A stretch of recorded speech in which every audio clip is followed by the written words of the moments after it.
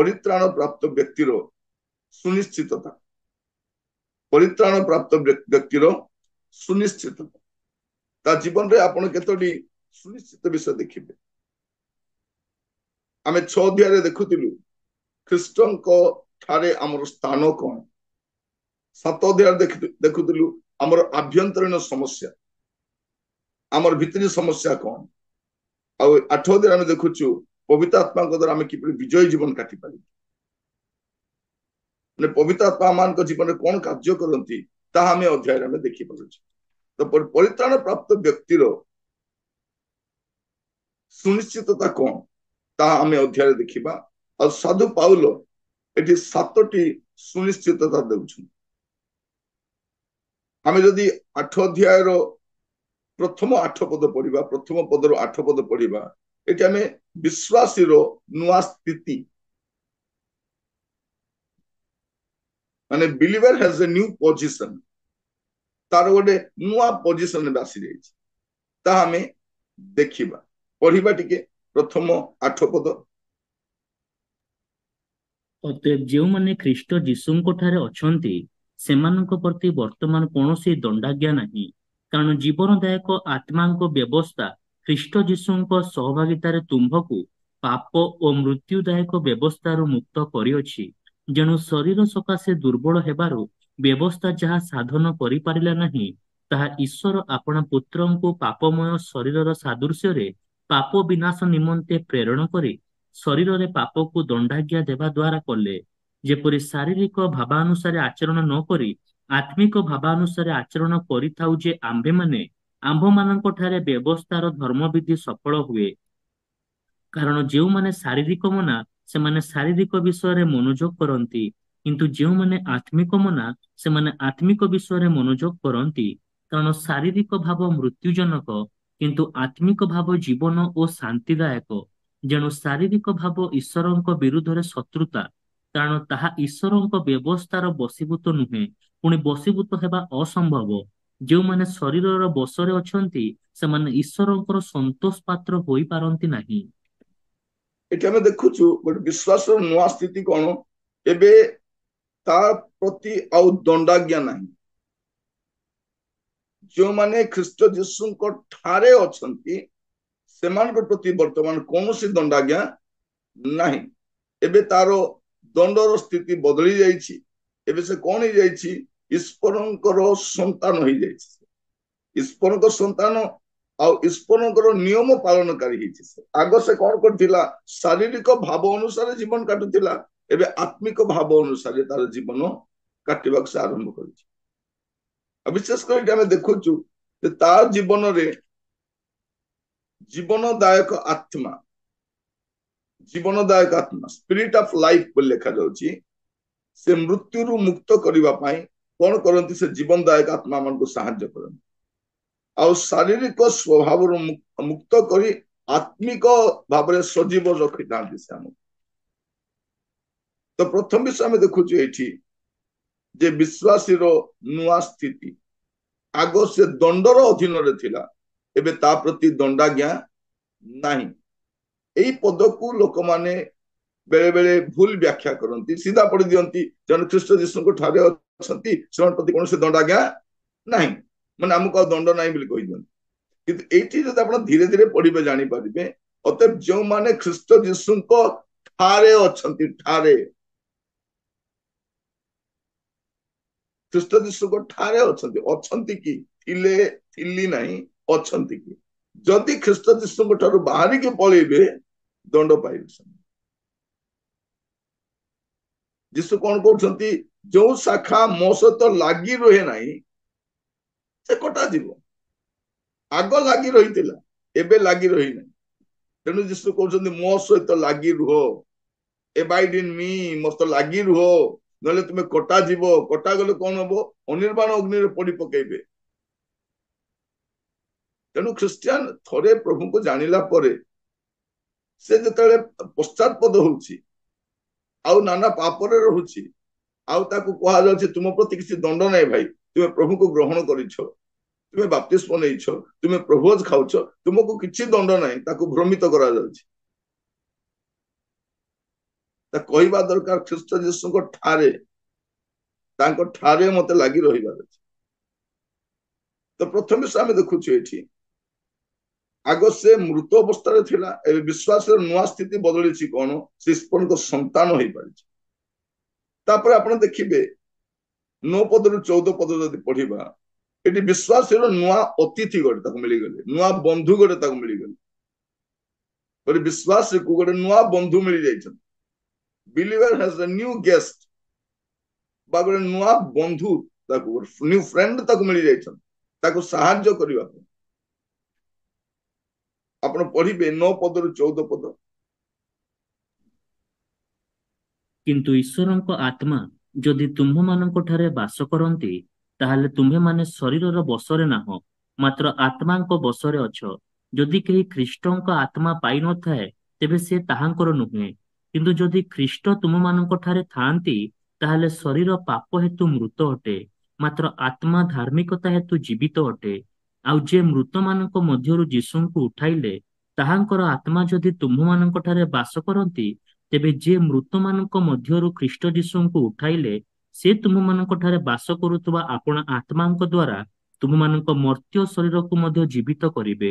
ଅତଏବ ହେ ଭାଇମାନେ, ଆମ୍ଭେମାନେ ଋଣୀ, କିନ୍ତୁ ଶାରୀରିକ ଭାବାନୁସାରେ ଜୀବନ ଯାପନ କରିବାକୁ ଶରୀର ନିକଟରେ ନୁହେଁ। କାରଣ ଯଦି ଶାରୀରିକ ଭାବାନୁସାରେ ତୁମ୍ଭେମାନେ ଜୀବନ ଯାପନ କର, ତେବେ ଅବଶ୍ୟ ମରିବ। କିନ୍ତୁ ଯଦି ଆତ୍ମାଙ୍କ ଦ୍ୱାରା ତୁମେମାନେ ଶରୀରର କର୍ମ ସବୁକୁ ବିନାଶ କର, ତେବେ ଜୀବିତ ହେବ। ଯେଣୁ ଯେତେ ଲୋକ ଈଶ୍ୱରଙ୍କ ଆତ୍ମାଙ୍କ ଦ୍ୱାରା ଚାଳିତ ହୁଅନ୍ତି, ସେମାନେ ଈଶ୍ୱରଙ୍କ ସନ୍ତାନ। ଦ୍ୱିତୀୟ ବିଷୟ ଆମେ ଦେଖୁଛୁ, ଗୋଟେ ପରିତ୍ରାଣ ପ୍ରାପ୍ତ ବ୍ୟକ୍ତିର ସୁନିଶ୍ଚିତ। ଦ୍ୱିତୀୟ କଣ? ସେ ତାର ସ୍ଥିତି ବଦଳିଛି। ଏବେ ତାକୁ ଗୋଟେ ନୂଆ ବନ୍ଧୁ ମିଳିଯାଇଛି, ଯେ ଆଗ ନଥିଲା। ପରିତ୍ରାଣ ପାଇବା ପୂର୍ବରୁ ପବିତ୍ର ଆତ୍ମାଙ୍କର ସାହାଯ୍ୟ ନଥିଲା। ଏବେ ପବିତ୍ର ଆତ୍ମା ତାକୁ ସାହାଯ୍ୟ କରିବେ। ତାକୁ ଗୋଟେ ନୂଆ ଅତିଥି, ନୂଆ ବନ୍ଧୁ ତା ଜୀବନରେ ଏଡ୍ ହେଇଯାଇଛି। ଆଗ ଲୋକମାନେ ଆମକୁ କହୁଥିଲେ ଏଇଟା କରିବୁ ନାହିଁ, ସେଇଟା କରିବୁ ନାହିଁ, ସେଇଠି ଯିବୁ ନାହିଁ। ଏବେ ଜଣେ ଆମ ଭିତରେ ଅଛନ୍ତି, ସେ ଆମକୁ ବାରମ୍ବାର କହୁଥିବେ ଏଇଠି ଯିବୁ ନାହିଁ, ସେଇଟା କରିବୁ ନାହିଁ, ସେଇଟା ଦେଖିବୁ ନାହିଁ, ଏଇଟା ଭଲ ନାହିଁ। ସେ ହଉଛି ଖ୍ରୀଷ୍ଟଙ୍କର ଆତ୍ମା।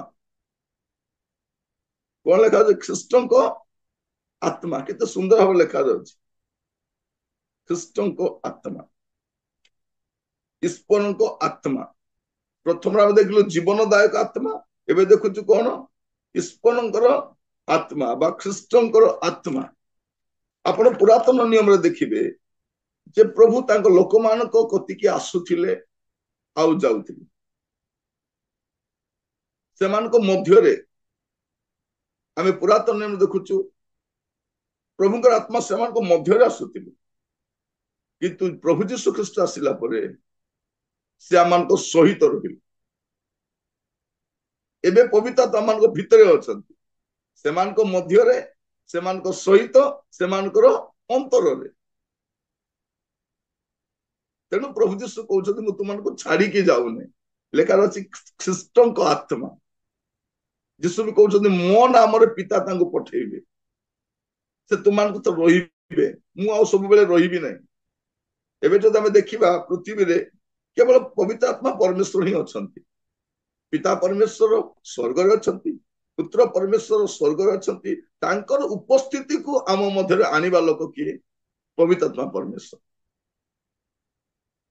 ଯୋଉଠାରେ 2 କିମ୍ବା 3 ଜଣ ମୋ ନାମରେ ଉପସ୍ଥିତ ହୁଅନ୍ତି, ସେଇଠି ମୁଁ ଅଛି। କେମିତି ଅଛନ୍ତି? ପବିତ୍ର ଆତ୍ମା ଅଛନ୍ତି। ଯୁଗାନ୍ତ ପର୍ଯ୍ୟନ୍ତ ସଦା ସର୍ବଦା ମୁଁ ତୁମମାନଙ୍କ ସହିତ ଅଛି। କେମିତି ଅଛନ୍ତି? ପବିତ୍ର ଆତ୍ମା ପରମେଶ୍ୱର ଅଛନ୍ତି। କେତେ ସୁନ୍ଦର ଭାବରେ ବାଇବଲରେ ଲେଖାଯାଏ। ପ୍ରଭୁଙ୍କ ନାମର ସ୍ତୁତି ହଉ, ପ୍ରଭୁଙ୍କ ନାମର ଗୌରବ ହଉ। ଆଉ 14 ପଦରେ ଆମେ ଦେଖୁଛୁ କଣ ସୁନ୍ଦର ବିଷୟ। ଯେତେ ଲୋକ ଈଶ୍ୱରଙ୍କ ଆତ୍ମାଙ୍କ ଦ୍ୱାରା ଚାଳିତ ହୁଅନ୍ତି, ସେମାନେ ଈଶ୍ୱରଙ୍କ ସନ୍ତାନ। ମାନେ ଇଏ କଣ ଅଟନ୍ତି? Spirit of leading. Spirit of leading, ଯେ ଆପଣଙ୍କୁ ମାର୍ଗଦର୍ଶନ କରାନ୍ତି, ଯେ ଆପଣଙ୍କୁ ପଥ କଢେଇ ନିଅନ୍ତି। ଦେଖନ୍ତୁ କେତେ ସୁନ୍ଦର। ଏବେ ପରିତ୍ରାଣ ପ୍ରାପ୍ତ ବ୍ୟକ୍ତିର ଜୀବନରେ କେତେ ସୁନିଶ୍ଚିତତା ଅଛି। ପ୍ରଥମ ସୁନିଶ୍ଚିତ କଣ? ତାର ସ୍ଥିତି ବଦଳି ଯାଇଛି। ଆଗ ତାର ସ୍ଥିତି ଗତି କିଛି ନଥିଲା, ଏବେ ଈଶ୍ୱରଙ୍କ ସନ୍ତାନ ହେଇଗଲା। ଈଶ୍ୱରଙ୍କ ସତ୍ତାରେ ହେବାରୁ ଈଶ୍ୱରଙ୍କ ଆତ୍ମା ତା ସହିତ ରୁହନ୍ତି, କୃଷ୍ଣଙ୍କ ଆତ୍ମା ତା ସହିତ ରୁହନ୍ତି। ତାପରେ ସେ କଣ କରନ୍ତି, ତାକୁ ସେ ଚାଳନା ଦିଅନ୍ତି। ଆଉ ଯଦି ଆପଣ 11 ପଦରେ ଦେଖିବେ, 11 ପଦରେ ଆଉ ଯେ ମୃତମାନଙ୍କ ମଧ୍ୟରୁ ଯୀଶୁକୁ ଉଠାଇଲେ ତାହାଙ୍କ ଆତ୍ମା ଯଦି ତୁମାନଙ୍କ ଠାରେ ବାସ କରନ୍ତି, ତେବେ ଯେ ମୃତମାନଙ୍କ ମଧ୍ୟରୁ ଖ୍ରୀଷ୍ଟ ଯୀଶୁକୁ ଉଠାଇଲେ ସେ ତୁମମାନଙ୍କ ଠାରେ ବାସ କରୁଥିବା ଆପଣ ଆତ୍ମାଙ୍କ ଦ୍ଵାରା ତୁମମାନଙ୍କ ମର୍ତ୍ତ୍ୟ ଶରୀରକୁ ମଧ୍ୟ ସଜୀବ କରିବେ। ଦୁଇଟା ବିଷୟ କରିବେ। ସେ କଣ କରିବେ? ଆମର ମର୍ତ୍ତ୍ୟ ଶରୀରକୁ ସଜୀବ କରିବେ, ସଜୀବ କରିବେ। ତାପରେ ଆମେ ଦେଖୁଛୁ କେତେ ସୁନ୍ଦର ଭାବରେ ଆପଣ 13-14 ପଦ ବି ଦେଖିବେ, ଶାରୀରିକ ଭାବ ଅନୁସାରେ ଆଚରଣ ନ କରି ଏବେ ଆତ୍ମାଙ୍କ ଅନୁସାରେ ଆଚରଣ କରିବାକୁ ଆରମ୍ଭ କରୁଛି। ମାନେ ସେ ଶକ୍ତିର ଆତ୍ମା ଅଟନ୍ତି। ପବିତ୍ର ଆତ୍ମାଙ୍କ ବିଷୟରେ ଲେଖା ଅଛି ଜୀବନଦାୟକ ଆତ୍ମା, 2 ପଦରେ ଆମେ ଦେଖିଲୁ। ତାପରେ ଆମେ 9 ପଦରେ ଦେଖୁଛୁ ସେ ଈଶ୍ୱରଙ୍କ ଆତ୍ମା, 9 ପଦରେ ଦେଖୁଛୁ ସେ ଖ୍ରୀଷ୍ଟଙ୍କ ଆତ୍ମା, ଆଉ 11 ପଦରେ ଦେଖୁଛୁ ଶକ୍ତିର ଆତ୍ମା, ଶକ୍ତିର ଆତ୍ମା। ଆପଣ ଅନୁଭବ କରିପାରିବେ ସେ ହଉଛନ୍ତି ଶକ୍ତିର ଆତ୍ମା। ଏବେ ଆମେ ଦେଖୁଛୁ ସେ ଚାଳନା କରିବାର ଆତ୍ମା, ସେ ଆତ୍ମାଙ୍କ ଦ୍ୱାରା ଚାଳିତ ହଉ, ସ୍ପିରିଟ ଅଫ ଲିଡିଂ, ସେ ଆପଣଙ୍କୁ ମାର୍ଗଦର୍ଶନ କରନ୍ତି। ଏଇଟା ଗୋଟେ ବିଶ୍ୱାସୀ ପାଇଁ, ପରିତ୍ରାଣ ପ୍ରାପ୍ତ ବ୍ୟକ୍ତି ପାଇଁ କେତେ ବଡ ସାହାଯ୍ୟ। ସେ ଲିଡିଂ କରନ୍ତି। ଯଦି ଆପଣ ପଢିବେ ଯୋହନ ତାର 16-13, ଯୋହନ 16 ତାର 13, କିନ୍ତୁ ସେ ଅର୍ଥାତ୍ ସତ୍ୟମୟ ଆତ୍ମା ଆସିଲେ ସେ ପଥ ଦେଖାଇ ତୁମ୍ଭମାନଙ୍କୁ ସମସ୍ତ ସତ୍ୟରେ ପ୍ରବେଶ କରାଇବେ, କାରଣ ସେ ଆପଣଠାରୁ କଥା କହିବେ ନାହିଁ, ମାତ୍ର ଯାହା ଯାହା ଶୁଣିବେ ସେଇ ସବୁ କହିବେ, ପୁଣି ଆଗାମୀ ବିଷୟ ସବୁ ତୁମମାନଙ୍କୁ ଜଣାଇବେ। କଣ କରିବେ? ସେ ସତ୍ୟମୟ ଆତ୍ମା ତୁମକୁ ସମସ୍ତ ସତ୍ୟତାରେ କଢି ନେବେ। ପବିତ୍ର ଆତ୍ମା କେମିତି ଚାଳନା କରିବେ ଆପଣଙ୍କୁ? ପ୍ରଥମ କଥା, ସେ ଆପଣଙ୍କୁ ସମସ୍ତ ସତ୍ୟତାରେ କଢେଇ ନେବେ, ସମସ୍ତ ସତ୍ୟତାରେ। ପ୍ରଥମ କରନ୍ତିୟ 6-11 ପଦ।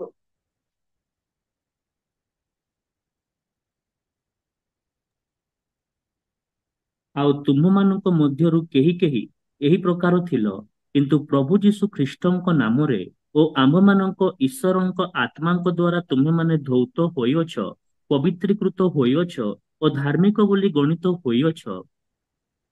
ଏବେ ସେ କଣ କରିବେ? ଆମମାନଙ୍କୁ ପବିତ୍ରତାରେ କଢେଇ ନେବେ। କେତେ ସୁନ୍ଦର ଲେଖା ଅଛି, ଈଶ୍ୱରଙ୍କ ଆତ୍ମାଙ୍କ ଦ୍ୱାରା ତୁମମାନେ ଧୌତ ହୋଇଅଛ, ଆତ୍ମାଙ୍କ ଦ୍ୱାରା ଧୌତ ହୋଇଅଛ, ପବିତ୍ରକୃତ ହୋଇଅଛ ଓ ଧାର୍ମିକ ଗଣିତ ହୋଇଅଛ। ମାନେ ସେ ପବିତ୍ର ଆତ୍ମା କଣ କରନ୍ତି? ଆମକୁ ଏବେ ପବିତ୍ରତାରେ କଢେଇ ନିଅନ୍ତି, ସମସ୍ତ ସତ୍ୟତାରେ କଢେଇ ନିଅନ୍ତି। ଦ୍ୱିତୀୟରେ ଆମକୁ କଣ କଢେଇ ନିଅନ୍ତି? ପବିତ୍ରତାରେ କଢେଇ ନିଅନ୍ତି, ପବିତ୍ରତାରେ। ପ୍ରେରିତ 17 ପର୍ବ ଦେଖିବେ, ତାର 6 ଆଉ 7। ମାତ୍ର ସେମାନଙ୍କୁ ନ ପାଇବାରୁ ସେମାନେ ଯାସୋନ ଓ କେତେକ ଭାଇଙ୍କୁ ନଗରର ଶାସନକର୍ତ୍ତା ମାନଙ୍କ ନିକଟକୁ ଟାଣି ଆଣି ଉଚ୍ଚ ସ୍ୱରରେ ଡାକି କହିଲେ, ଏ ଯେଉଁ ଲୋକଗୁଡାକ ଜଗତକୁ ଓଲଟ ପାଲଟ କରି ପକାଇଲେଣି, ସେମାନେ ଏଠାକୁ ମଧ୍ୟ ଆସିଅଛନ୍ତି। ସେମାନଙ୍କୁ ଯାସୋନ ଗ୍ରହଣ କରିଅଛି। ଯୀଶୁ ନାମରେ ଆଉ ଜଣେ ରାଜା ଅଛି ବୋଲି କହି ଏମାନେ ସମସ୍ତେ କାଇସରଙ୍କ ଆଜ୍ଞାର ବିରୁଦ୍ଧାଚରଣ କରୁଅଛନ୍ତି। ପ୍ରେରିତ ତାର 16 ପର୍ବ 6 ଆଉ 7 ପଢନ୍ତୁ। 16 ତାର 6 ଆଉ 7। ସେମାନେ ଆସିଆରେ ବାକ୍ୟ ପ୍ରଚାର କରିବାକୁ ପବିତ୍ର ଆତ୍ମାଙ୍କ ଦ୍ୱାରା ନିବାରିତ ହୋଇ ଫ୍ରୁଗିଆ ଓ ଗାଲାତ୍ୟ ଅଞ୍ଚଳ ଦେଇ ଯାତ୍ରା କଲେ। ଆଉ ସେମାନେ ମୁସିଆ ନିକଟରେ ଉପସ୍ଥିତ ହୋଇ ବିଥୁନିଆକୁ ଯିବା ପାଇଁ ଚେଷ୍ଟା କଲେ, କିନ୍ତୁ ଯୀଶୁଙ୍କର ଆତ୍ମା ସେମାନଙ୍କୁ ଅନୁମତି ଦେଲେ ନାହିଁ। ଦେଖନ୍ତୁ କେତେ ସୁନ୍ଦର ଲେଖା ଅଛି, ପବିତ୍ର ଆତ୍ମା କେମିତି ଚାଳନା ଦିଅନ୍ତି। 3ଟି ବିଷୟ ମୁଁ ଆପଣଙ୍କୁ କହିଲି। ଗୋଟେ ବିଷୟ ଅଛି ସେ ସମସ୍ତ ସତ୍ୟତାରେ କଢେଇ ନିଅନ୍ତି, ଦ୍ୱିତୀୟରେ ସେ ଆପଣଙ୍କୁ ପବିତ୍ରତାରେ କଢେଇ ନିଅନ୍ତି, ଆଉ ତୃତୀୟରେ ଆପଣଙ୍କୁ ରାଇଟ ଡେସିସନ ନେବା ପାଇଁ, ଉଚିତ ନିଷ୍ପତ୍ତି ନେବା ପାଇଁ, ସଠିକ ସିଦ୍ଧାନ୍ତ ନେବା ପାଇଁ ସାହାଯ୍ୟ କରନ୍ତି। ଆଉ ସେ ବାରଣ ମଧ୍ୟ କରନ୍ତି, ଅନୁମତି ମଧ୍ୟ ଦିଅନ୍ତି ନାହିଁ। ଆଉ ସେ ପବିତ୍ର ଆତ୍ମାଙ୍କ ଦ୍ୱାରା ନିବାରିତ ହୋଇକି ଆମେ ଗଲୁ ନାହିଁ, ପବିତ୍ର ଆତ୍ମା ଆମକୁ କଢେଇ ନେଲେ। ମାନେ ଆମେ 3ଟି ବିଷୟ ଦେଖୁଛୁ, ସେ ଆମକୁ କଣ କରନ୍ତି? ଲିଡିଂ କରାଇକି ନିଅନ୍ତି।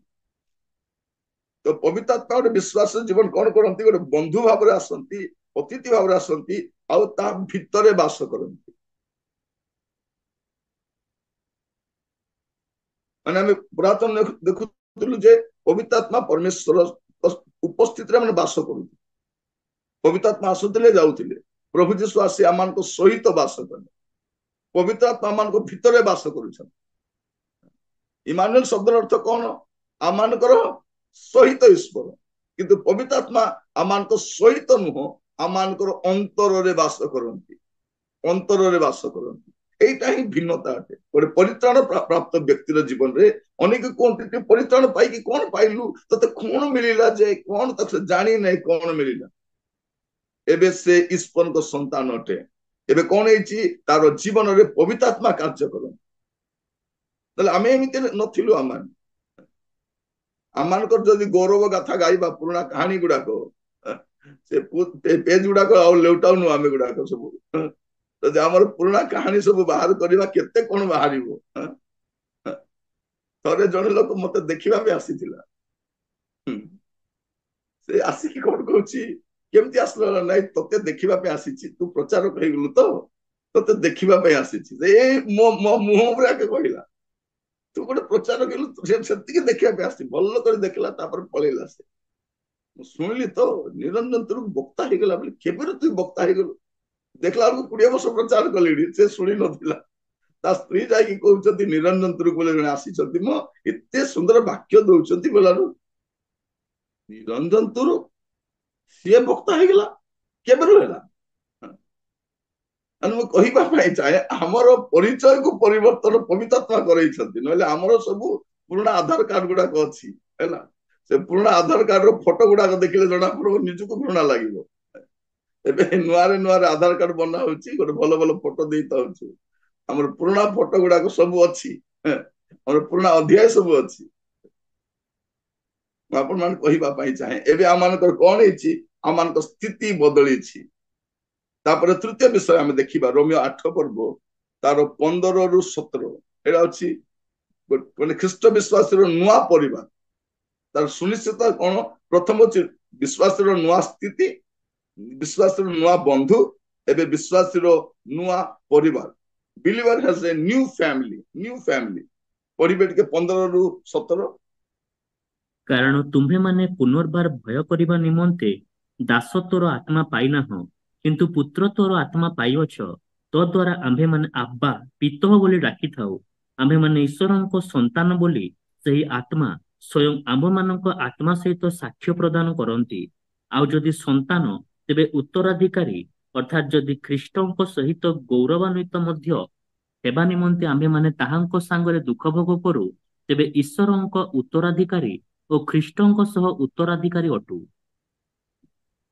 देखो तेबे कोन है तारो नुआ परिवार एबे से कोन है पुत्रत्वर आत्मा पाइछि पुत्रत्वर आत्मा माने आपणଙ୍କୁ प्रभु तांकर परिवार मध्य एडप्ट करिछन आमे होछि एडप्टेड सन गुडा प्रभु जीशु ख्रीस्ट होछन्ति पितांकर अद्वितीय पुत्र आमे सब होछु कोन एडप्टेड पुत्र कन्या गुडा से हमको तांकर परिवार मध्य एडप्ट करिछन्ति आमे जोहन तार 1 पर्व 12 पद रे पढुछु जते लोक तांको ग्रहण कले सेमानको से ईश्वर को संतान हेबारो अधिकार देले आमे अधिकार प्राप्त संतान से तांकर एकमात्र पुत्र अटंती तो तृतीय विषय हम देखुଛୁ एबे हमर नुआ परिवार मिली गेल एबे पिता बोली डाकी पारुछु पिता तम संपर्क आसी गला केते सुंदर भाव देखंतु आ ता सेति कि नु आमे एबे उत्तराधिकारी मध्ये ही पारुछु तेनु कोन करबा अछि एबे ताहांको सहित दुख भोग मध्ये करिबार अछि ताहांको सांगरे दुख भोग करू तेबे ईश्वर को उत्तराधिकारी और ख्रीष्टंकर सह उत्तराधिकारी अटू माने प्रथम रे सफर तापरे सफर माने सुख भोग करिवार अछि दुख भोग भी करिवार अछि बिना दुख भोग रे सुख भोग नाही प्रभु जीशु ख्रीष्ट दुख भोग कले आसी दुख भोग कले आउ तापरे से स्वर्ग रे अछि पितांकर दक्षिण पार्श्व अछि ଆପଣଙ୍କୁ ମତେ ମଧ୍ୟ ଦୁଃଖ ଭୋଗ ଦେଇକି ଯିବାର ଅଛି। ଏବେ ଆମର ସୁନିଶ୍ଚିତତା କଣ? ଆମର ଏବେ ନୂଆ ପରିବାର, believer has a new position, believer has a new guest, believer has a new family। ଏବେ ଆମର ନୂଆ ପରିବାର, ଏବେ ଯୀଶୁଙ୍କ ସହିତ ପିତାଙ୍କ ସହିତ ଆମର ଅନ୍ତରଙ୍ଗ ସମ୍ପର୍କ ଅଛି। ଏବେ ଆମେ ସେଇ ପରିବାର ଭୁକ୍ତ, ଆମେ ସମସ୍ତେ ଏଟା ପରିତ୍ରାଣ ପ୍ରାପ୍ତ ବ୍ୟକ୍ତିର ସୁନିଶ୍ଚିତତା। ପ୍ରଭୁଙ୍କ ନାମର ଧନ୍ୟବାଦ ହେଉ। ଆଉ ସୁନ୍ଦର ଭାବରେ ଏ ସ୍ଥାନ ଆମେ ଦେଖୁଛୁ ଯେ ପବିତ୍ର ଆତ୍ମା ଆମମାନଙ୍କ ମଧ୍ୟରେ ରହିଥିବାରୁ, ଆମମାନଙ୍କ ଭିତରେ ରହିଥିବାରୁ ଆମମାନେ କି ସୌଭାଗ୍ୟଶାଳୀ ଅଟୁ ଯେ ସେ ଆମେ ଗୋଟେ ପରିବାର ମଧ୍ୟକୁ ସେ ସଂଯୁକ୍ତ। ଏବେ ଦାସତ୍ୱର ଆତ୍ମାରୁ ବାହାରିକି ଏବେ ପୁତ୍ରତ୍ୱର ଆତ୍ମାକୁ ଆମମାନେ ପାଇଛୁ। ଆଉ ଚତୁର୍ଥ ବିଷୟ 18 ପଦରୁ 25 ପଦ ଯଦି ପଢିବା, ବିଶ୍ୱାସୀର ନୂଆ ଭରସା, ବିଶ୍ୱାସୀର ନୂଆ ଭରସା, believer has a new hope, new hope. ପଢିବା ଟିକେ 18 ପଦରୁ 25 ପଦ। କାରଣ ମୋ ବିଚାରରେ ଯେଉଁ ଗୌରବ ଆମ୍ଭମାନଙ୍କ ପ୍ରତି ପ୍ରକାଶିତ ହେବ, ତାହା ତୁଳନାରେ ଏହି ବର୍ତ୍ତମାନ କାଳର ଦୁଃଖ ଭୋଗ କିଛି ହିଁ ନୁହେଁ। ଯେଣୁ ସୃଷ୍ଟିର ଏକାନ୍ତ ଆକାଂକ୍ଷା ଈଶ୍ୱରଙ୍କ ସନ୍ତାନମାନଙ୍କର ପ୍ରକାଶ ନିମନ୍ତେ ଅପେକ୍ଷା କରୁଅଛି। କାରଣ ସୃଷ୍ଟି ଅସାରତାର ବଶୀଭୂତ ହେଲା, ତାର ନିଜ ଇଚ୍ଛାରୁ ନୁହେଁ, କିନ୍ତୁ ଯିଏ ତାକୁ ବଶୀଭୂତ କଲେ ତାହାଙ୍କ ଇଚ୍ଛାରୁ, ଆଉ ତାହା ଭରସା ଯୁକ୍ତ ହୋଇ ବଶୀଭୂତ ହେଲା। ଯେଣୁ ସୃଷ୍ଟି ନିଜେ ମଧ୍ୟ ଈଶ୍ୱରଙ୍କ ସନ୍ତାନମାନଙ୍କ ଗୌରବମୟ ଅବସ୍ଥା ସମ୍ବନ୍ଧୀୟ ସ୍ୱାଧୀନତା ପ୍ରାପ୍ତି ନିମନ୍ତେ କ୍ଷୟର ଦାସତ୍ୱରୁ ମୁକ୍ତ ହେବ। କାରଣ ସମସ୍ତ ସୃଷ୍ଟି ଯେ ଆଜି ପର୍ଯ୍ୟନ୍ତ ଏକ ସଙ୍ଗରେ ଆର୍ତ୍ତନାଦ କରୁଅଛି ଓ ପ୍ରସବ ବେଦନାରେ ବ୍ୟଥିତ ହେଉଅଛି, ଏହା ଆମ୍ଭେମାନେ ଜାଣୁ। ଆଉ କେବଳ ତାହା ନୁହେଁ, କିନ୍ତୁ ପ୍ରଥମ ଫଳ ସ୍ୱରୂପେ ଆତ୍ମାଙ୍କୁ ପାଇଅଛୁ ଯେ ଆମ୍ଭେମାନେ ନିଜେ ନିଜେ ମଧ୍ୟ ପୁତ୍ରତ୍ୱ ଅର୍ଥାତ୍ ଆପଣା ଆପଣା ଶରୀରର ମୁକ୍ତି ନିମନ୍ତେ ଅପେକ୍ଷା କରୁ କରୁ ଆପଣା ଆପଣା ଅନ୍ତରରେ ଆର୍ତ୍ତନାଦ କରୁଅଛୁ। କାରଣ ଭରସାରେ ଆମ୍ଭେମାନେ ପରିତ୍ରାଣ ପାଇଅଛୁ। କିନ୍ତୁ ଦୃଷ୍ଟିଗୋଚର ଯେଉଁ ଭରସା, ତାହା ଭରସା ନୁହେଁ। ତେଣୁ ଯାହା ଜଣେ ଦେଖୁଅଛି ସେଥି ନିମନ୍ତେ ସେ କାହିଁକି ଆଉ ଭରସା କରିବ? କିନ୍ତୁ ଆମ୍ଭେମାନେ ଯାହା ଦେଖୁନାହୁଁ, ଯଦି ତାହା ନିମନ୍ତେ ଭରସା କରୁ, ତାହେଲେ ଧୈର୍ଯ୍ୟ ସହକାରେ ତାହାର ଅପେକ୍ଷାରେ ଥାଉ। ଏବେ ଆମେ ଦେଖୁଛୁ ଚତୁର୍ଥ ବିଷୟ, ବିଶ୍ୱାସୀର ନୂଆ ଭରସା। ଆଗ ତାର ଭରସା କଣ ଥିଲା? ତାର ଘର, ଜମିବାଡି, ଟଙ୍କା ପଇସା, ଏଇଟା ତାର ଭରସା ଥିଲା। ଏବେ ତାର ଭରସା କଣ ହେଇଯାଇଛି? ଏବେ ତାର ଭରସା ବଦଳି ଯାଇଛି। କେତେ ସୁନ୍ଦର ଦେଖନ୍ତୁ ଏ ସ୍ଥାନରେ, ବିଶ୍ୱାସୀର ନୂଆ ଭରସା, ନୂଆ ଭରସା। ଏବେ ସେ ଖ୍ରୀଷ୍ଟିଆନ ହେଲା, ତା ସହିତ ବର୍ତ୍ତମାନ ତାକୁ ଅପମାନ ଦୁଃଖ ବି ମିଳୁଛି, କିନ୍ତୁ ଭବିଷ୍ୟତରେ ତା ପାଇଁ ଗୋଟେ ଭରସା ଅଛି। ତେଣୁ ପାଉଲ କହୁଛନ୍ତି ଆମେ ଭରସାହୀନ ଲୋକ ନୁହଁ, ଆମର ଭରସା ଅଛି। କଣ ଲେଖା ଅଛି? ଯୋଉ ଗୌରବ ଆମମାନଙ୍କ ପ୍ରତି ପ୍ରକାଶିତ ହବ, ତା ତୁଳନାରେ ଏ ବର୍ତ୍ତମାନ କାଳର ଦୁଃଖ ଭୋଗ କିଛି ହିଁ ନୁହେଁ। ଏ ଦୁଃଖ ଭୋଗ କିଛି ହିଁ ନୁହେଁ। ବେଳେବେଳେ ଆପଣଙ୍କୁ ଦୁଃଖ ଭୋଗ ବହୁତ ବଡ ପରା ଲାଗିବ, ତାଡନା ବହୁତ ବଡ ଭଳିଆ ଲାଗିବ। ଆରେ ବାପରେ, ଏତେ ବଡ କଷ୍ଟ, ଏତେ ବଡ ଦୁଃଖ, ଏତେ ବଡ ସେତେ ବଡ ନଥିବ। ଲୋକମାନେ ଆସିକି ସେତେ ବଡ କରିଦିଅନ୍ତି, ବେଲୁନକୁ ଫୁଙ୍କିଲା ଭଳିଆ ଫୁଙ୍କି ଫୁଙ୍କିକି ବଡ କରିଦିଅନ୍ତି। ବାବା, ତୁମ ଘରେ ଏତେ ଦୁଃଖ, ତୁମ ପ୍ରତି ଏତେ ଦୁଃଖ, ସେ ଲୋକ ଏତେ ଦୁଃଖୀ ନଥିବ। ଏ 5 ଜଣ ଆସି ତାପରେ ମାଡି ବସିକି ତାକୁ ଦୁଃଖୀ କରିଦେଇଥିବ। ତାପରେ ସେ ଭାବ ସତ କଥା, ମୋ ଜୀବନରେ ବହୁତ ଦୁଃଖ ଅଛି ବୋଲି। ଖ୍ରୀଷ୍ଟିଆନ ଦୁଃଖ ଭୋଗକୁ ଏନ୍ଜୟ କରିବା ପାଇଁ ଜାଣେ। ଗୋଲାପ ଫୁଲକୁ ଦେଖନ୍ତୁ, କଣ୍ଟା ବି ଅଛି, ତା ପାଇଁ ସେ ଥାଉ, ମୋ ଆଡେ ମୁଁ ଅଛି ଗଲା ଭଳିଆ ଥିବ ସେ। ତାର ବିନା ଗୋଲାପ ଫୁଲ ରହିପାରିବନି। ମୁଁ ଥରେ ସ୍କୁଲରେ ଡ୍ରଇଂ କରିବା ସମୟରେ ଗୋଲାପ ଫୁଲ ବନେଇବା ପାଇଁ କହିଲେ, ଗୋଲାପ ଫୁଲ ତ ଏଡେ ବଡଟା ବନେଇଛି, କଣ୍ଟା ଆଉ କାହିଁକି?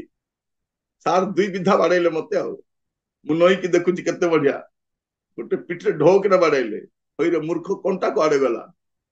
ମୁଁ କହିଲି ସାର୍ ଗୋଲାପ ଫୁଲ ବନେଇବା ନାହିଁ, ଗୋଲାପ ଫୁଲ ଥିବ ଯେ କଣ୍ଟା ବି ଥିବ। ତାପରେ ସିଏ ଏକା କଣ୍ଟା ଟିକେ ବନେଇଦେଲେ, କଣ୍ଟା ଥିବ ରେ, କଣ୍ଟା ଥିବ, ଏମିତି କଣ୍ଟା ଥିବ। ଫୁଲରେ କଣ୍ଟା ଥାଏ। ତେଣୁ ଆମେ ଖ୍ରୀଷ୍ଟିଆନ ଏନ୍ଜୟ କରିବାକୁ ଶିଖିବାର ଅଛି ଏ ଛୋଟ ଛୋଟ ଦୁଃଖ ଭୋଗ, କଷ୍ଟ ଗୁଡାକ। କାରଣ ଆଗାମୀ କାଳର ଯୋଉ ସୁଖ ଭୋଗ ଅଛି, ତା ତୁଳନାରେ ଏଟା କିଛି ମଧ୍ୟ ନୁହେଁ। 23 ପଦ ଲେଖାଯାଉଛି, ଆଉ କେବଳ ତାହା ନୁହେଁ, କିନ୍ତୁ ପ୍ରଥମ ଫଳ ସ୍ୱରୂପ ଆତ୍ମାକୁ ପାଇଛୁ। ଏଟା ହଉଛି ଫାଷ୍ଟ ଫ୍ରୁଟ। ଆମେ ଆତ୍ମାକୁ ପାଇଛୁ, ଯେ ଆମ୍ଭେମାନେ ନିଜେ ନିଜେ ମଧ୍ୟ ପୁତ୍ରତ୍ୱ ଅର୍ଥାତ୍ ଆପଣା ଶରୀରର ମୁକ୍ତି ନିମନ୍ତେ ଅପେକ୍ଷା କରୁଅଛୁ। ଆତ୍ମା ମୁକ୍ତି ପାଇଯାଇଛି, ଏବେ ଶରୀର ବି କଷ୍ଟ ପାଉଛି। ତେଣୁ ପରିତ୍ରାଣ ପାଇଲା ପରେ ବି ସେ ଡାଇବେଟିସ୍ ଛାଡୁନାହିଁ। ଲୋକ ଭାବୁଥିଲେ ନାଇଁ ପ୍ରଭୁଙ୍କୁ ଗ୍ରହଣ କଲା ପରେ ଡାଇବେଟିସ୍ କମିଯିବ, କୋଉଠି କମିଯିବ, ଆହୁରି ବଢୁଛି। ଡାଇବେଟିସ୍ ସହିତ ନୂଆଟା ଗୋଟେ ଆସିଲା, ଆହୁରି ନୂଆଟା ଏଠି ହଉଛି। ଏ ଶରୀର ସେଇଦିନ ମୁକ୍ତି ପାଇବ। ଜଣେ କହୁଥିଲା ଆଜ୍ଞା ଆଗ ଗରିବ ଥିଲି ଆଜ୍ଞା, ସବୁ ଖାଇ ପାରୁଥିଲି, ଏବେ ପଇସା ଅଛି ଖାଇପାରୁନି। ମାନେ ଭାବି ଦେଖନ୍ତୁ ନୂଆ ପରିସ୍ଥିତି। ଏବେ ଆଗ ସବୁ ଖାଇବା ପାଇଁ ଇଚ୍ଛା ଲାଗୁଥିଲା, ମିଠା ଦୋକାନ ଏ ମିଠାଟି ଖାଇଥାନ୍ତି, ସେଇଟା ଖାଇଥାନ୍ତି, ସିଙ୍ଗଡ଼ା ଖାଇଥାନ୍ତି, ବରା ଖାଇଥାନ୍ତି, ଏଇଟା ଖାଇଥାନ୍ତି, ସେଇଟା ଖାଇଥାନ୍ତି, ସବୁ ଖାଇଥାନ୍ତି, ମାଂସ ଖାଇଥାନ୍ତି, ମଟନ ଖାଇଥାନ୍ତି, ମାଛ ଖାଇଥାନ୍ତି, ଚିଙ୍ଗୁଡି ଖାଇଥାନ୍ତି, ସବୁ ଖାଇଥାନ୍ତି। ଏବେ ସବୁ ପଇସା ଅଛନ୍ତି, ନ ଖାଆନ୍ତି, ଖାଲି ଦେଖନ୍ତି। ଏବେ ସ୍ଥିତି ତାର ବଦଳି ଯାଇଛି। କେମିତି ପରିସ୍ଥିତି ଭାବି ଦେଖନ୍ତୁ। ତ ଶରୀରରେ ଆମେ ସମସ୍ତେ କଷ୍ଟ ପାଉଛୁ। ବାହାଘରିଆ ଭୋଜି ଗଲେ କେତେ ଲୋକ ସଂଯତ କରି ରଖନ୍ତି, ଆଉ କେତେ ଜଣ କେତେ ଆଉ ସମ୍ଭାଳିବି, ମୁଁ କେତେ ସମ୍ଭାଳିବି, ସେ ଖାଇଦବ, ଘରେ ଆସିକି ପୁଣି କାନ୍ଦିବ, ପ୍ରଭୁ ଲୋଭକୁ ସମ୍ଭାଳି ନ ପାରି ଖାଇଦେଲି ପ୍ରଭୁ। ପ୍ରୋବ୍ଲେମ ଅଛି, ଆମମାନଙ୍କ ଶରୀରରେ ପ୍ରୋବ୍ଲେମ ଅଛି। କାହାକୁ କୋଉ ପ୍ରୋବ୍ଲେମ ଅଛି ଶରୀରରେ? ଛୋଟ ଛୁଆ ଆମ ଶରୀର କଷ୍ଟ ପାଉଛି ଏବେ, କିନ୍ତୁ ସେଦିନ ଆମର ଶରୀର, ଏଇଟା ଆମର ଭରସା। ଆମେ ଭରସା, ତେଣୁ ଏବେ ବିଶ୍ୱାସର ନୂଆ ଭରସା କଣ ଅଟେ? ଯେ ଏବେ ସେ ପ୍ରଭୁଙ୍କୁ ଗ୍ରହଣ କରିଛି, ବର୍ତ୍ତମାନ ଅପମାନ ଦୁଃଖ ବି ତା ଜୀବନରେ ଥିବ, କିନ୍ତୁ ତାହାଙ୍କ ସାଙ୍ଗରେ ଦୁଃଖ ଭୋଗ କରୁ। ତେବେ କଣ ଈଶ୍ୱରଙ୍କର ଉତ୍ତରାଧିକାରୀ ଆଉ ଖ୍ରୀଷ୍ଟଙ୍କ ସହ ଉତ୍ତରାଧିକାରୀ, ମାନେ ଭବିଷ୍ୟତରେ ଆମ ପାଇଁ ଗୌରବ ମଧ୍ୟ ଅଛି। ଏବେ ଆମେ ପଢିବା 26 ଆଉ 27 ପଦ। ଆଉ ସେହି ପ୍ରକାରେ ଆତ୍ମା ମଧ୍ୟ ଆମ୍ଭମାନଙ୍କ ଦୁର୍ବଳତାରେ ସାହାଯ୍ୟ କରନ୍ତି, କାରଣ କଣ ପ୍ରାର୍ଥନା କରିବା ଉଚିତ ତାହା ଆମ୍ଭେମାନେ ଜାଣୁନାହୁଁ, କିନ୍ତୁ ଆତ୍ମା ସ୍ୱୟଂ ଅକଥନୀୟ ଆର୍ତ୍ତନାଦରେ ଆମ୍ଭମାନଙ୍କ ନିମନ୍ତେ ନିବେଦନ କରନ୍ତି। ପୁଣି ଯିଏ ଆମ୍ଭମାନଙ୍କ ହୃଦୟ ଅନୁସନ୍ଧାନ କରନ୍ତି, ସେ ଆତ୍ମାଙ୍କ ଭାବ କଣ ତାହା ଜାଣନ୍ତି, କାରଣ ସେ ଈଶ୍ୱରଙ୍କ ଇଚ୍ଛାନୁସାରେ ସାଧୁମାନଙ୍କ ନିମନ୍ତେ ନିବେଦନ କରନ୍ତି। ଏବେ କଣ ପଞ୍ଚମ ବିଷୟ? ଏବେ ବିଶ୍ୱାସୀର ନୂଆ ପ୍ରାର୍ଥନା ସାଥୀ। କି ସାଥୀ? ଆମର ପ୍ରାର୍ଥନା ସାଥୀ ଗୋଟେ ମିଳିଗଲେ। Believer has a new prayer helper. ଗୋଟେ ପ୍ରାର୍ଥନା ସାଥୀ ଆପଣଙ୍କୁ ମିଳିଗଲେ, ଯୋଉଟା ଆଗ ନଥିଲା। ପ୍ରାର୍ଥନା କରିବି ଜଣା ନାହିଁ। ମୋ ସହିତ ଜଣେ ଭାଇ ଟ୍ରେନିଂରେ ଥିଲେ, ସେ ଆମେ ପ୍ରାର୍ଥନା କଲା ବେଳକୁ ଭଲ କରି ଆମର ମୁହଁକୁ ଅନାଉଥିଲେ, କେମିତି ଏତେ ବିଷୟ ମାନେ କହିପାରୁଛନ୍ତି। ତାପରେ ସେ ଲେଖିକି ପ୍ରାର୍ଥନା କରିବା ଆରମ୍ଭ କଲେ। ତାପରେ ମତେ ପଚାରିଲେ, ଭାଇ ଆପଣ ମାନେ କେମିତି ପ୍ରାର୍ଥନା କରୁଛନ୍ତି? ମୁଁ କହିଲି, ବାପାଙ୍କ ସହିତ ଯେମିତି କଥାବାର୍ତ୍ତା କରୁ ସେମିତି ଆଜ୍ଞା। ସେମିତି। ତାପରେ ସେ ଆରମ୍ଭ କଲା ତାର ପ୍ରାର୍ଥନା କରିବା, ସରୁ ବି ନାହିଁ। ତାପରେ ତ ଭଲ ହେଲି, କଣ ପାଇଁ ସରୁ ନାହିଁ? ନାଇଁ, ବାପାଙ୍କ ସହିତ କଥା ହଉଛି। ମୁଁ କହିଲି, ସେମିତି କଥାବାର୍ତ୍ତା ଏକଲା ବସିଲା ବେଳେ ଏଇଠି ଯାହା କହିବେ ସେଇଟା ତୁ କରେ। ଆମକୁ ପ୍ରାର୍ଥନା କରି ଜଣା ନାହିଁ, କିନ୍ତୁ ସେ କଣ କରନ୍ତି, ଆମର ଭାବ କଣ ତାହା ସେ ବୁଝାନ୍ତି କେତେ ସୁନ୍ଦର ଭାବରେ ଆମ ପାଇଁ ପ୍ରାର୍ଥନା କରିବା ପାଇଁ। ନହେଲେ ଦେଖନ୍ତୁ, ଆମେ ଯୋଉ ପ୍ରାର୍ଥନା କରିଛୁ, ଉତ୍ତର ଯଦି ସବୁ ଆସି ଯାଇଥାନ୍ତେ କେମିତି ହେଇଥାନ୍ତା? ପ୍ରଭୁ, ମୁଁ ଘରେ ଆଉ ସମ୍ଭାଳି ପାରୁନାହିଁ, ପ୍ରଭୁ ବହୁତ ଟର୍ଚର ହଉଛି, ମତେ ନେଇଯାଅ ପ୍ରଭୁ। ଭଉଣୀ ମାନେ କେତେ ପ୍ରାର୍ଥନା କରିଥିବେ, ପ୍ରଭୁ ମୋ ମା ସହିତ ମତେ ନେଇଯାଅ, ମୋ ବାପା ସହିତ ମତେ ନେଇଯାଅ, ମତେ ଇଚ୍ଛା ନାହିଁ ପ୍ରଭୁ, ନେଇଯାଅ। ପବିତ୍ରାତ୍ମା କହିଥିବେ, ନାଇଁ ନାଇଁ, ସେ ନେଇଯାଅ ବୋଲି କହୁଛି ଯେ ସେ ଦୁଃଖ ସକାଶେ କହୁଛି, ବାସ୍ତବରେ ନେବାଟା ତାର ଏଇଟା ନୁହେଁ। ଭଉଣୀ ମାନେ ବେଳେ ବେଳେ କି ଝାମେଲା, ମରି ଯାଇଥିଲେ ହେଇଥାନ୍ତା ଯଦି ଆପଣଙ୍କ ପ୍ରାର୍ଥନାକୁ ପବିତ୍ରାତ୍ମା ଆମେନ ବୋଲି କହିଦେଇଥାନ୍ତେ। କୋଉଠି ଥାନ୍ତେ ଆପଣ ମାନେ? ଫଟୋରେ ଥାନ୍ତେ। ଏତେବେଳେ ସମସ୍ତେ ଫଟୋରେ ଝୁଲିକି। କିନ୍ତୁ ଆମେ ଯାହା ଆପଣ ପ୍ରଭୁକୁ ଧନ୍ୟବାଦ ଦେବା କଥା ଯେ ଆପଣ ଯାହା ପ୍ରାର୍ଥନା କରିଛନ୍ତି ତାହାର ଉତ୍ତର ପ୍ରଭୁ ଦେଇଛନ୍ତି, ଆଉ ଯାହା ପ୍ରାର୍ଥନା କରିଛନ୍ତି ତାର ଉତ୍ତର ଦେଇ ମଧ୍ୟ ନାହାନ୍ତି। ତେଣୁ ଆପଣଙ୍କର ଉତ୍ତର ଆସିଥିବା ପ୍ରାର୍ଥନା ପାଇଁ ଧନ୍ୟବାଦ ଦିଅନ୍ତୁ, ଉତ୍ତର ଆସିନଥିବା ପ୍ରାର୍ଥନା ପାଇଁ ମଧ୍ୟ ଆପଣ ଧନ୍ୟବାଦ ଦିଅନ୍ତୁ। ଅନେକ ପ୍ରାର୍ଥନା ଉତ୍ତର ଆସିନାହିଁ। ଅନେକ ଲୋକ ରାଗିଗଲେ, ମୁଁ ଯାଉଥିବି, ଗଲା ବେଳକୁ ପଛଆଡୁ ଗାଡି ଗୁଡା ସେ ମାରି ଦେଇଥାନ୍ତା, ପୁଣି ମୁଁ ରାସ୍ତାରେ ମରି ଯାଇଥାନ୍ତି, କାମ ଛିଣ୍ଡି ଯାଇଥାନ୍ତା।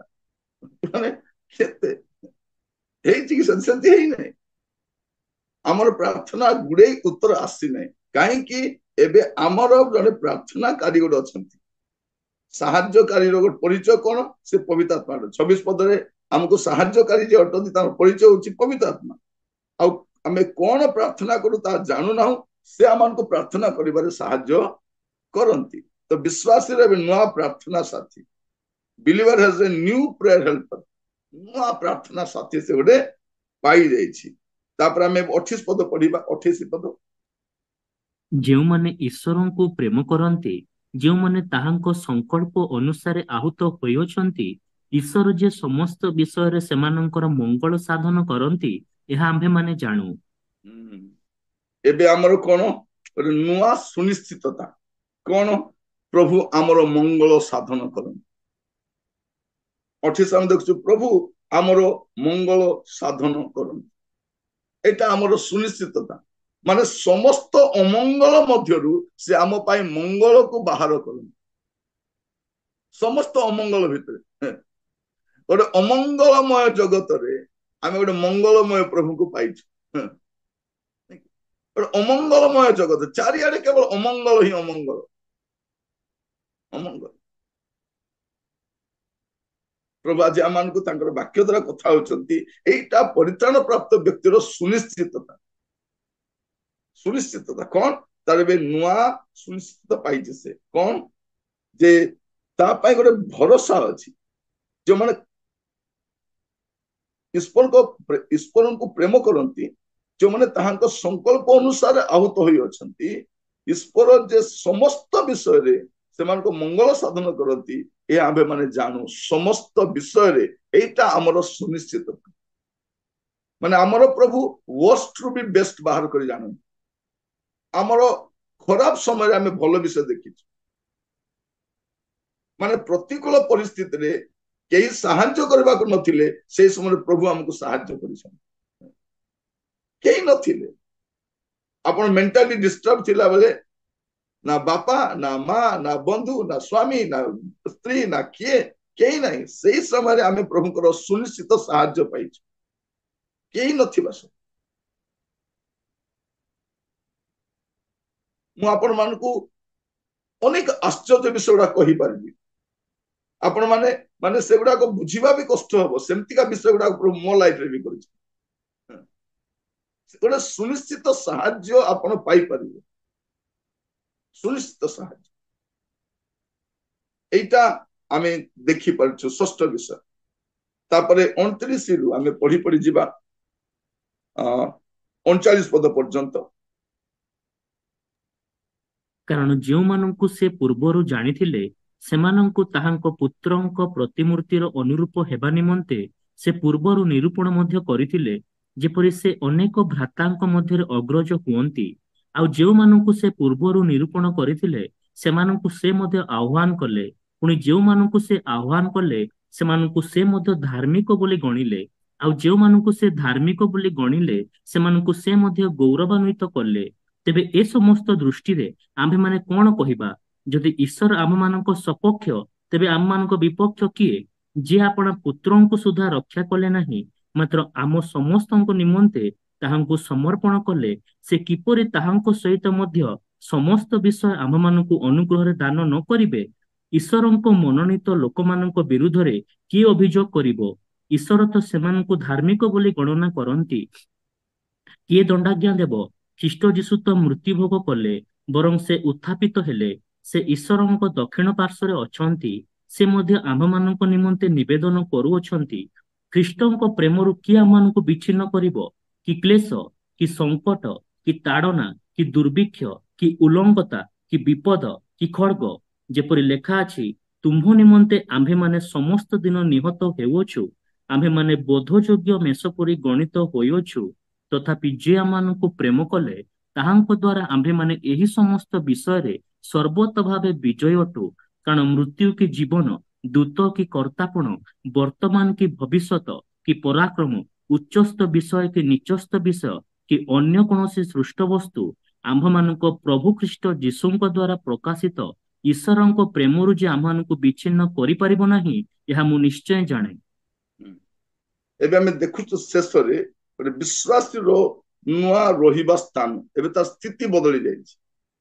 ବିଶ୍ୱାସୀର ନୂଆ ରହିବା ସ୍ଥାନ, ବିଲିଭର ହେଜ ଏ ନ୍ୟୁ ଡେଷ୍ଟିନି, ତାର ଗୋଟେ ନୂଆ ଡେଷ୍ଟିନି ଅଛି, ଆଉ ସେଇଠି ସେ ରହିବ। ସେ एबे ख्रीष्ट को प्रेम रु कई ताको अलगा करि परिबन कई अलगा करि परिबन केते सुंदर लेखा देखंतु 29-30 पद जदि आमे देखिबा जे जो मान को से पूर्वरु जानी थिले समान को तांको पुत्र को प्रतिमूर्ति अनुरूप हेबा निमंते से पूर्वरु निरूपण करिबा मध्य करिथिले जेपरि से अनेक भ्राता मध्य अग्रज हुअंती पूर्वरु कौन करथिले निरूपित करथिले जमन को निरूपित करथिले समान को आह्वान कले जमन को आह्वान कले समान को गौरवान्वित कले माने प्रथम उचित निरूपण कले आह्वान कले आ गौरवान्वित कले तेणु एबे कौन लिखा अछि ता प्रति आ दंडाज्ञा नहीं किए दंडाज्ञा देबो किए विच्छिन्न करिबो किए अभियोग करिबो माने भाबी देखंतु परित्राण प्राप्त व्यक्ति उपरे एबे अभियोग भी खंडन हेछि केही ताको स्पष्ट विच्छिन्न करि परिबो नहीं केही अलगा करि परिबो नहीं केही मध्य करि परिबो नहीं से ख्रीष्ट को प्रकाशित तो प्रेम रु केही ताको विच्छिन्न करि परिबो नहीं एटा होछि तार नुआ स्थान प्रभु रे तार नुआ स्थान अटे प्रभु आपण मान को अनुग्रह करंतु एटा सब बुझीबा पाए जे केते सुंदर भाबरे से आमान को नुआ परिचय दैछन परित्राण प्राप्त व्यक्ति रो ए सातटी सुनिश्चितता प्रथम सुनिश्चितता होछि तार नुआ स्थिति तापर ता जीवन नुआ बंधु आसंती से होछन पवित्र आत्मा एबे से नुआ परिवार भुक्त होइछि ते नुआ सेत पय अपना परिवार लोक मन घृणा करंती अन्य माने घृणा कले मध्य हम जेतु स्पंद परिवार तले आमे केमते एको परिवार हे पाबी आमे ख्रीष्ट को द्वारा तार आत्मा को द्वारा गोटे परिवार आछी तो एबे गोटे परिवार रोतन गोटे भरोसा मध्य आमानकर अछि आ आमानकर प्रार्थना साथी भी जणे अछन से होछन पवित्र आत्मा सेमन को सहाय्य करंती आपण प्रार्थना कर बसिला बेलू पवित्र आत्मा भी आपण सहित प्रार्थना कर आपण को पाई प्रार्थना करती आपण को प्रार्थना को सजाड़ी दियंती से माने फिल्टर कर दियंती जंती चाह छणा हुए आपण को प्रार्थना भी छणा हुए अदरकारी विषय गुडा को जाए नहीं जदि जाई थांता आमे न थांती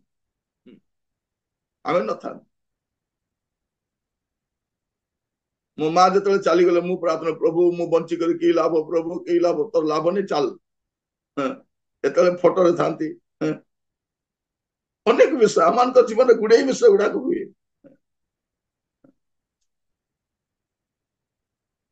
अनेक को देह खराब तो से चली जीवो मु भी चली जीवे नहीं चालू छंती तो आपण माने आमे गुडे विषय प्रार्थना करू से उत्तर गुडा आसी नहीं कारण पवित्र आत्मा ताको संशोधित करिसंती ताको करेक्शन करी को उपस्थापन करिसंती आमर प्रार्थना साथी एबे आमर नुआ सुनिश्चितता अछि आ आमानकर नुआ रहिबार स्थान मध्य गोटे अछि एबे कोन आमे आमर पदक्षेप कोन अटे हमको केही मध्य प्रभु को ठारू अलगा करि पारिबो नाही आमान आ आमाने ए सुरक्षा मध्य रहिछु हम प्रति दंडाज्ञा मध्य नहीं से प्रेम रो के अलगा करि पारिबो नाही आ ख्रीष्ट यीशु को द्वारा आमाने सर्वत भाबे विजयी होतु एटा सातटी विषय परित्राण प्राप्त व्यक्तिर सुनिश्चितता अटे प्रभु आपण मन आशीर्वाद करंतु प्रार्थना करिबो अनुग्रहकारी पिता परमेश्वर आपण को धन्यवाद दूची आपण वाक्य द्वारा मान को सहित कथा आइछन प्रभु आमे परित्राण प्राप्त व्यक्ति माने विभिन्न समय विभिन्न प्रकार साक्ष्य दियंती जहा द्वारा माने अनेक प्रभु दुखित मध्य हो जे मो जीवन एया नहीं सेया नहीं किंतु प्रभु प्रत्येक परित्राण प्राप्त व्यक्ति पाए ए सातटी सुनिश्चितता निश्चित भाव रही जी आपण को बुझे धन्यवाद आमान को जीवन समस्त विषय को प्रभु आप नियंत्रण कर धन्यवाद दूसरी जेपरि आम प्रत्येक प्रभु आगामी दिन मान मिलित भाव में एकत्र प्रभु रे बढ़ी पारिबु एति आमान को अनुग्रह करो जागतिक पार्थिव विषय को आम आशीर्वाद स्वरूप न नहीं प्रभु आत्मिक विषय गुड़िक प्रति अधिक दृष्टिपात करने आमान को साहाय्य करंतु आदर महिमा आपन को दे प्रार्थना मोर प्राणर प्रिय जीशु को नाम रे मागिली आमीन एतले पिता ईश्वर प्रेम प्रभु जीशु ख्रीष्टर अनुग्रह पवित्र आत्मा परमेश्वर शांति शक्ति सहभागिता चेतना एवं परामर्श जीशु ख्रीष्ट को मेघमाला साक्षात करने पर्यंत आम प्रत्येक सहवर्ती हूँ।